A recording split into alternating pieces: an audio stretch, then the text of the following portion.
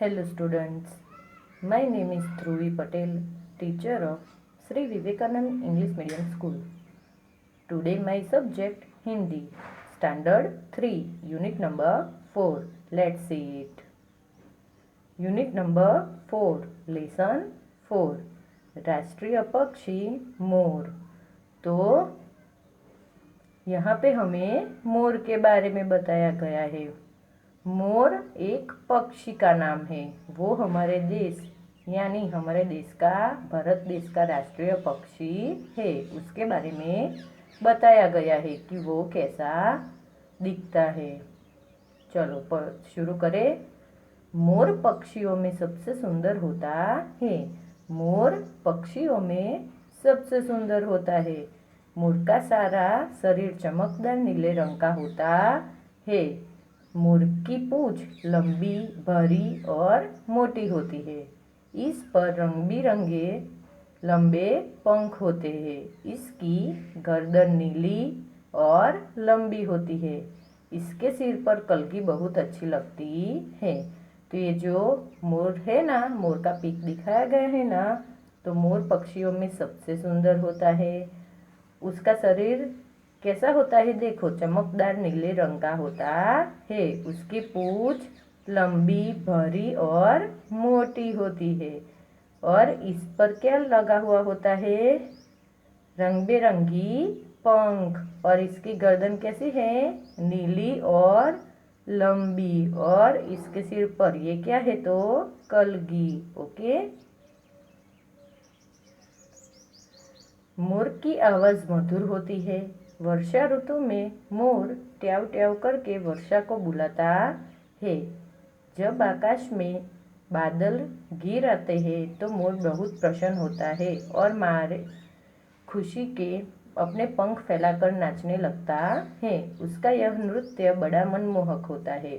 बच्चे ही नहीं, बड़े भी पूरे पंख फैलाए मोर को नाचते देखकर प्रसन्न होते हैं। तो यहाँ पे कहा गया है कि मोर की आवाज़ कैसी होती है, मधुर। वो कैसा बोलता है, ट्याव ट्याव। तो वो ऐसा बोल के वर्षा को बुलाता है यानी बारिश को बुलाता है। फिर जब आकाश में बादल घिर आते हैं ना, तो मोर बहुत प्रसन्न होता है और खुशी के मारे वो पंख फैलाकर नाचने लगता है। तो वो नाचता है ना, तो वो नृत्य कैसा होता है तो मनमोहक, मन को अच्छे लगने वाला। बच्चे ही नहीं, बड़े भी पूरे पंख फैलाए मोर को नाचते देखकर प्रसन्न होते हैं। क्योंकि जब वो नाचता है ना तो पंख फैलाता है और वो बहुत सुंदर दिखता है। फिर कहा गया है कि मोर की चाल बहुत अच्छी लगती है। वह अपने पंजों के बल बहुत दूर और तेजी से भाग सकता है। पंखों के कारण उसका शरीर बहुत भारी होता है, इसलिए वह एक साथ बहुत दूर तक नहीं उड़ पाता। मोर थोड़ी थोड़ी देर उड़कर जमीन पर उतरता रहता है। वह चुगता है, फिर उड़ता है और फिर नीचे उतरता है। इसी तरह मोर चारा चुगते चुगते काफ़ी दूर तक चला जाता है। तो यहाँ पे हमें कहा गया है कि मोर की चाल कैसी होती है तो बहुत अच्छी होती है। वो हमें बहुत अच्छी लगती है। वह अपने पंजों के बल पर दूर तक तेजी से भाग सकता है। और जो उसके रंग बिरंगी पंख होते हैं ना, उसके कारण उसका शरीर कैसा होता है तो भारी, इसलिए वह बहुत दूर तक नहीं उड़ सकता। मोर क्या करता है तो फिर तो थोड़ी थोड़ी देर उड़ता है और फिर ज़मीन पर उतरता है और फिर वो दाना चुग कर फिर से उड़ता है और फिर से नीचे उतरता है। इसी तरह मोर चारा यानी दाना चुगते चुगते काफ़ी दूर तक चला जाता है। मोर पेड़ों पर रहता है।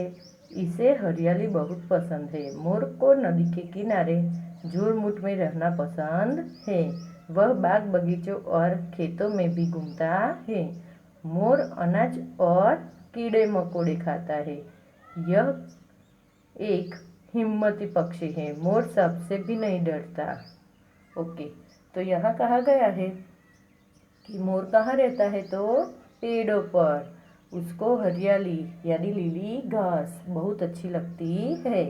मोर को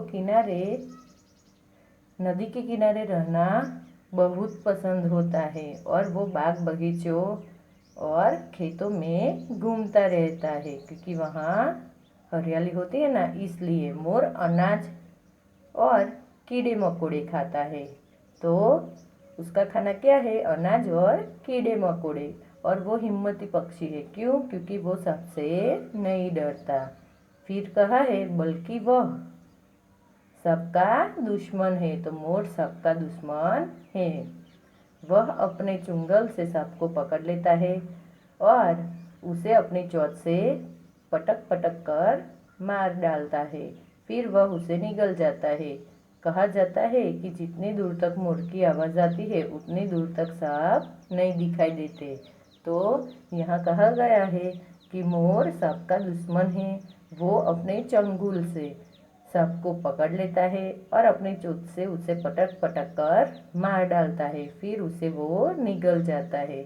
और इसलिए कहा जाता है कि जितनी दूर तक मोर की आवाज़ आती है ना, ट्याव ट्याव, उतनी दूर तक सांप नहीं दिखाई देते। फिर कहा है मोर के पंख बहुत सुंदर होते हैं।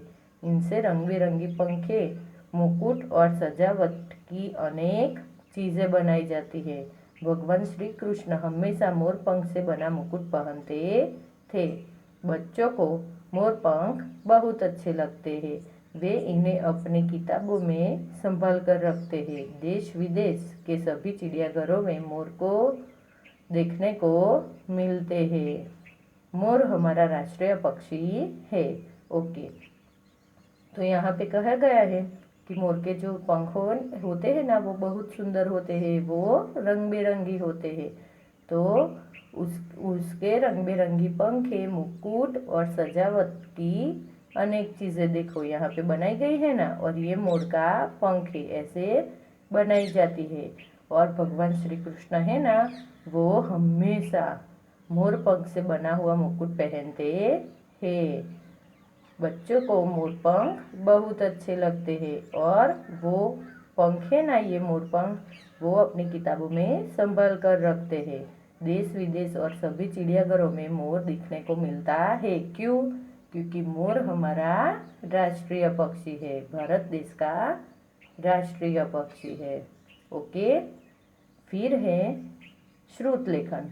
तो यहाँ पे हमें ऐसे वाले शब्द लिखने हैं। प्रसन्न, चमकदार, मनमोहक, राष्ट्रीय, देश, ऐसे। ओके, फिर कहा गया है उचित उत्तर पर सही का निशान लगाओ।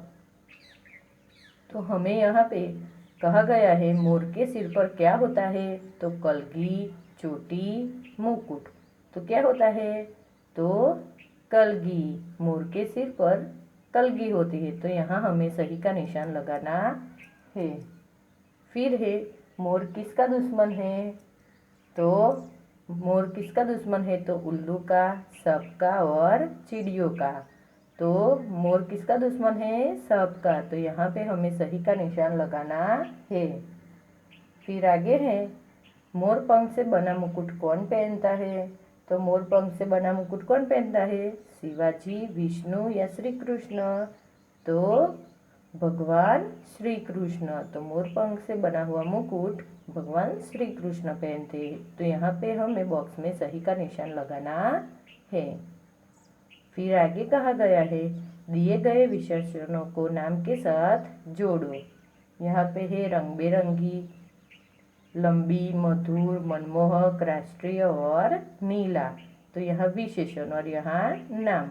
तो मनमोहक नृत्य, राष्ट्रीय पक्षी, नीला शरीर, रंग बिरंगी पंख, मधुर आवाज़ और लंबी गर्दन, ऐसे हमें लिखना है। ओके, फिर है उल्टे अर्थ वाले शब्दों में कुछ गड़बड़ हो गई है, उन्हें उचित स्थान पर लिखो। तो यहाँ पे उल्टे शब्द हमें सही स्थान पे ऐसे लिखना है। तो दुश्मन, तो यहाँ नापसंद है तो वो गलत है। तो यहाँ क्या आएगा? दुश्मन तो दोस्त। फिर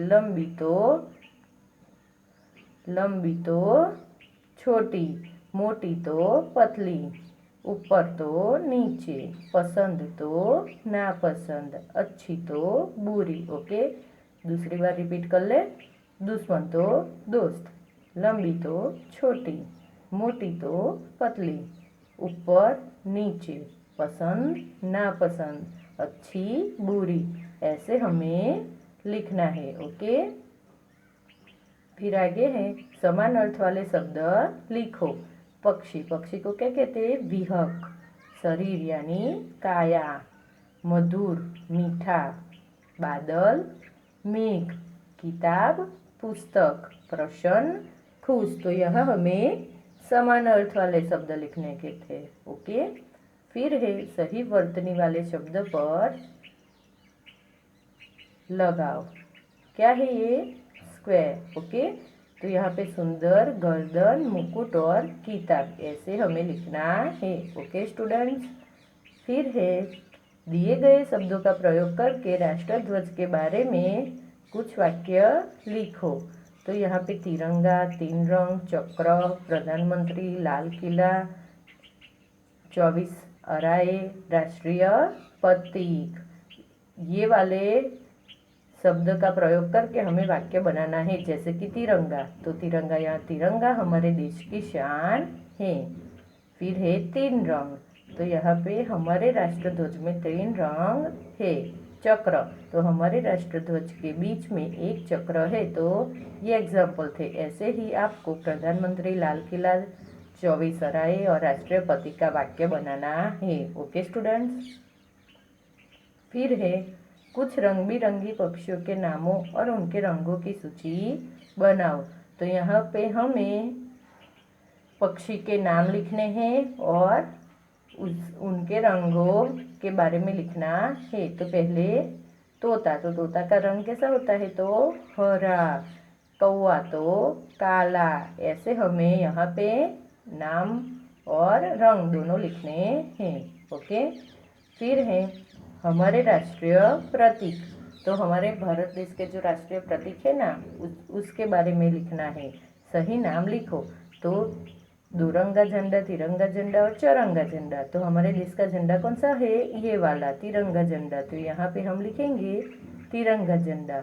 हमारा राष्ट्रीय पशु कौन सा है? बाघ, सिंह कि चीता? तो आंसर आएगा बाघ। ये हमारे देश का राष्ट्रीय पशु है। हमारा राष्ट्रीय पक्षी मोर, हंस और तोता। तो कौन सा है? तो मोर। हमारा देश का राष्ट्रीय पक्षी मोर है। हमारा राष्ट्रीय फूल, हमारा राष्ट्रीय फूल कौन सा है? गुलाब, गेंदा और कमल। तो क्या आंसर आएगा? कमल। हमारे देश का राष्ट्रीय फूल कमल है। फिर है हमारा राष्ट्रीय वृक्ष कौन सा है? नीम, बरगद और पीपल। तो कौन सा है? बरगद। तो हमारे देश का राष्ट्रीय वृक्ष बरगद है। फिर है हमारा राष्ट्रीय फल सेब, आम और तरबूज। तो कौन सा है? तो आम। हमारे देश का राष्ट्रीय फल आम है। हमारा राष्ट्रीय खेल क्रिकेट, हॉकी और फुटबॉल। तो क्या आंसर आएगा? हॉकी। इसी तरह हमारा राष्ट्रीय जल जीव मगर, कछुआ और डॉल्फिन। तो क्या आएगा आंसर? डॉल्फिन। तो स्टूडेंट्स, इस चैप्टर के शब्दार्थ फिर अभ्यास आपको बुक में और नोटबुक में दोनों में कंप्लीट करना है। ये आपका होमवर्क है। Okay, thank you.